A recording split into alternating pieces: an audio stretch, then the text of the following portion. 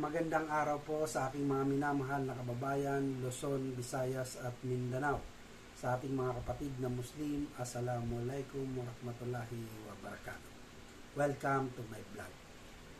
Narito na naman po tayong muli para pag-usapan at sumagot sa inyong mga katanungan. Pero bago yan, sa mga hindi pa nag-subscribe, pwede po bang pag-click muna ang ating subscribe button? Okay? Para sa mga nanonood ng vlog natin ngayon, ang tatalakayin natin ngayon ay tungkol sa reflectorized vest. Yan. Implemented na yan noong August 15 pa. Pag-usapan natin yan. Ito ang aking opinion. Reflectorized vest para sa mga provincial road. No? Ipinatupad na yung ordinansa na yan noong August 15. No? Kasi nakita ko yan sa TikTok na ganyan daw yung mga babiyahe, no? Mula raw alas 6 ng gabi hanggang alas 6 ng umaga, no? Kailangan pag babiyahe ka, naka-reflectorized vest ka. Ang problema dito, meron silang ini-implement na kapag sa unang huli sa'yo, meron kang pagsasabihan ka lang daw, no? Sa susunod, okay, may 1,000 na multa. Susunod, 2,000. Susunod, 3,000. Hanggang meron na raw yung 1 taong kulong. Kung papayagan daw ng korte. No? Ang tanong eh, ganda.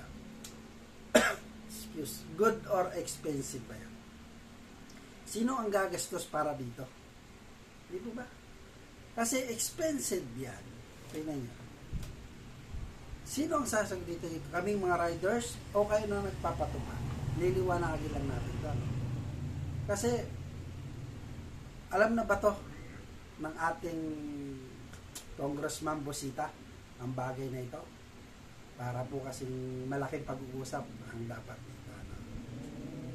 Para sa ating mga butante sa susunod na halalan, no? Ini-endorse ko ang ating butihing congressman na si Colonel Busita. Ito yung mga taong dapat iboto kasi ito yung may mga nagagawa at tumutulong talaga sa ating mga riders na mahirap, hindi lang riders, mga driver, no? Ang sabi nga niya, pag nasa tama, sama-sama tayo. Kaya saludo ako sa iyo, sir, no? So iboto uli natin sa Busita. Kasi siya lang nakikita ko may malasakit at gumagawa talaga, no? Doon tayo sa reflectorized vest. Unang-una, in-implement niya yan. Ano yan? Sa magmumula? Sa aming mga riders? O sa inyo? Gastos kasi po yan eh. Baka kasi kayong mga nagpapatupad, baka wala kayong motor o hindi kayo nagmumotor, baka di kotse kayo kasi makapag-isip lang kayo para kung anong batas ang gusto nyo ipatupad, no? O ordinansa, no? Pero hindi nyo naisip, dagdag gastos yan, pahirap yan. Tingnan nyo, ang sabi nyo doon, kailangan pati angkas, naka-reflectorized vest din. Pag may box, kailangan may sticker, di po ba? Imagine nyo yung gastos na pinapaano nyo sa mga riders, pinapapasan nyo. Imbes na halimbawa, baka kapos na nga rin sa mga pagkain, no? Imagine mo, papagawin mo pa ng vest na yan, no? Reflectorized vest. Imbes na sa pagkain na lang nila, kinuha mo pa. Di ba? Hindi mo alam yan, di ba dyan, nangungupahan pa. May mga anak, nag-aaral. Di ba? Tapos baka may maliliit pa na bata. Di ba? Ginagatas. Imagine mo dyan, tapos sa kataruntaduhan mo gusto mo pa sumunod ng lahat ng ano. Hindi talaga, kataruntaduhan mo talaga yung iniisip nyo. Ngayon, ano ang impact niyan sa mga tao, no? Imbis na, halimbawa, 6 to 6 ng umaga, no? Ng gabi hanggang umaga. Siyempre, uwi halimbawa ako ng probinsya. Ay kami mag-asawa, halimbawa, gusto kong magporma kami, di ba? Kasi malamig na, susuot mo yung magandang jacket mo, o anong forma mo, di ba? May ganyan. Di ba? kaya nyo ba rin ipatupad yan, yung sa malalaking motor? Diba? Baka, ewan ko lang, kung titingnan natin kung kaya nyo yung patupad dun sa mga malalaking motor, yung mga Hagadios, yung mga naka big bike na yan, no? Tingnan natin kung kaya nyo ipatupad yan.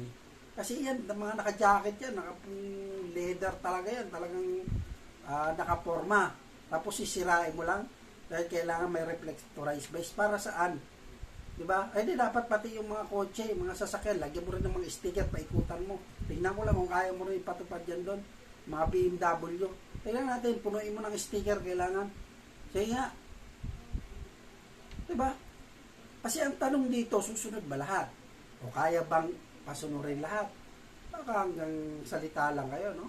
Kasi ang tinitingnan nyo talaga ito masakit eh. Yung mga motoristang maliliit lang ang tinitingnan nyo eh. Diba? Siguro ang inisip nyo, kasi maganda tingnan pag naka-reflectorized base, no, saka nakikita ka agad. Buti sana kung isang grupo yan, isang tumpok yan na tumatakbo, maganda talaga tingnan. Na pare-pareho yung best nila. O, diba? Pero yung solo rider, tapos uuwi ka, tapos gano'n, kailangan may best ka, dagdag gastos yan ang iisip nyo. Ano po? Diba dapat, hindi dapat yun sa bakit hindi helmet na lang ang lagyan? Diba? Gaya nung pinatupad nila na dapat ang helmet may ICC sticker, di po ba? Pinatupad yan eh. Diba? Sa akin naman maganda yan sinasabi nyo. Kaso lang parang napapansin ko, baka hindi nyo alam yung sinasabi nyo kasi binabawasan nyo pa na dapat isa pamilya na lang yan, ipapagawa pa ng best. Kasi ordinansa. Hindi lang ito Baka ito lang baka hindi ko pa kasi sigurado, baka isa lang yung nag-implement yan. Ngayon, pera pala yan, kailangan implement sa lahat ng lugar na, patay na. Paglampas mo sa kabilang lugar, sa ibang bayan, huli ka na naman. Tambak. Di ba? Violation, o huli, ticket. Di po ba? So, dapat, tingnan nyo naman, may kawawa rin kasi yung ating mga mayan, na maliliit na motorista. Ito lang talagang kinakaya nyo. Para kayong mga checkpoint, no? Ng mga motor lang ang mga kinakaya-kaya. Harangin, akala mo pati, mga maangas. Nakakainis lang talaga. Samantalang, dapat pantay-pantay. Yung mga BMW, lagyan mo ng sticker yan. Kailangan no? Para kita rin sila. Sila nga nakakadisgrasya lalo ng kung makapag-git-git sa mga motorista, di ba? So, ito yung napag-uusapan lang na yan against ako dyan sa bagay na yan. Dapat, pinapaalam nyo muna sa lahat ng o kay Kernel Busita para mapag-usapan yan. Was Kernel Busita, nakita ko lang po kaya i-check nyo nga po ito. So, para sa may mga katanungan, mag-comment lang po kayo at siguradong sasagutin yan sa abot ng aking mga kaya. Hanggang dito na lang po. Hanggang sa muli. Robert Caballero agad. Tandaan, pag may tanong, sagot agad. Marami pong salamat.